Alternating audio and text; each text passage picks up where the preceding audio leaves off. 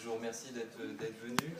Donc, dans le cadre du mois de l'innovation qui est organisé par Bourgogne Innovation dans le cadre de la Science en Fait, j'ai proposé de présenter le projet européen dans lequel on est impliqué depuis maintenant 2 ans, et donc il se nomme Love to Hate. Donc nous allons avoir une série de conférences, dont certaines seront en Skype, puisque comme c'est un projet européen, évidemment, on a des collègues qui sont dispersés aux 4 coins de l'Europe. Et la première intervention sera réalisée par Dimitrios Karpouzas. Yeah, it's you.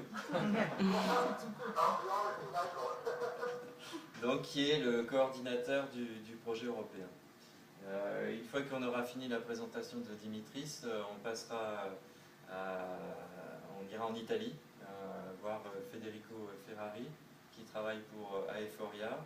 Ensuite, George Tsamis, on retournera en Grèce, à Patras. Et puis on terminera notre voyage par Lyon, avec Cédric Malandin et Novéo. Et puis ensuite, on reprendra la main en local. Voilà. Donc ce projet européen, il est réalisé dans le cadre du programme Pierre-Marie Curie. Donc la particularité de ce projet européen, c'est qu'il est issu d'un partenariat entre des entreprises privées et la recherche publique. Voilà. Je vais laisser la parole. Et donc, dans le cadre de ce projet européen, une des actions principales, c'est la formation de jeunes étudiants et aussi de collaborateurs qui viennent du privé au cours du programme européen. Donc il y a beaucoup d'échanges. Donc Dimitrios, je pense qu'il nous montrera un peu toutes les personnes qui sont impliquées dans le projet européen sur la durée des 4 années du projet. Donc, I let you do your presentation. C'est le microphone. Je crois que j'ai pas besoin de micro, moi, là, maintenant. Ça, là.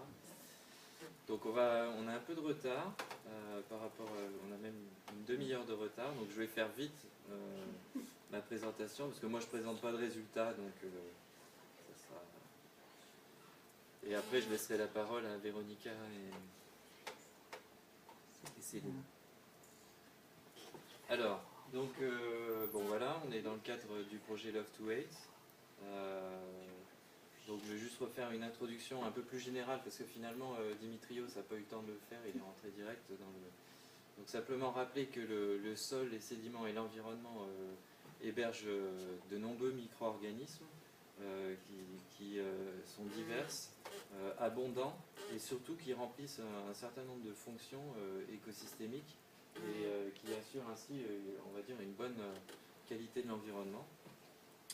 Notamment, bon, le sol est surtout vu pour la production primaire, mais indirectement, il joue aussi sur la santé de l'homme.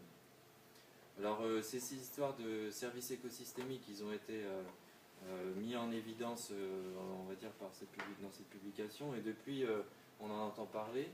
Et il y a un bon nombre de ces services écosystémiques qui sont remplis par les communautés microbiennes, aquatiques ou terrestres.